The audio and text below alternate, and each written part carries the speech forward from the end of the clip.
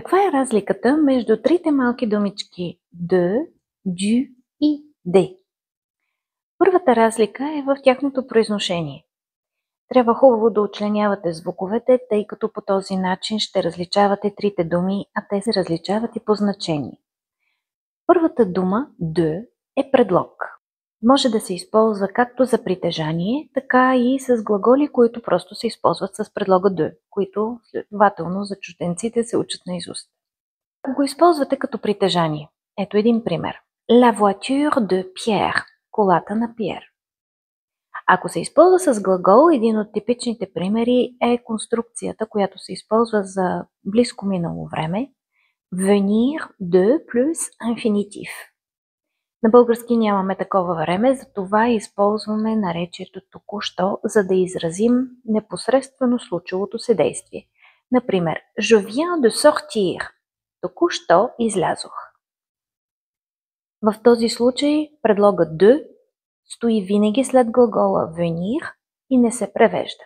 Ако предлогът de е последван от глагол с гласна, трябва да се трансформира в de апостроф. Например, je viens d'apprendre la nouvelle. Току-що научих новината. Втората думичка е du.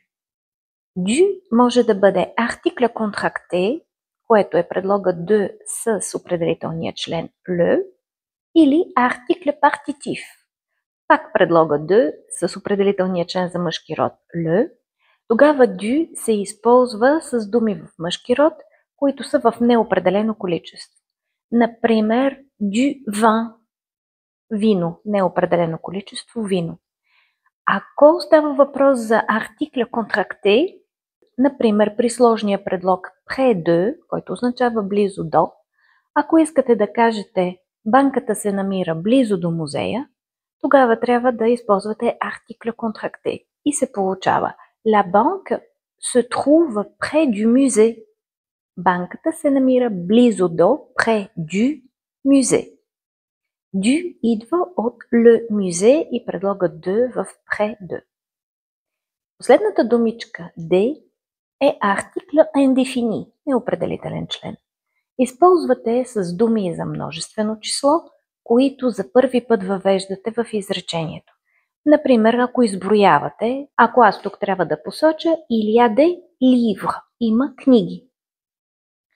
Il y a des chaises, има столове.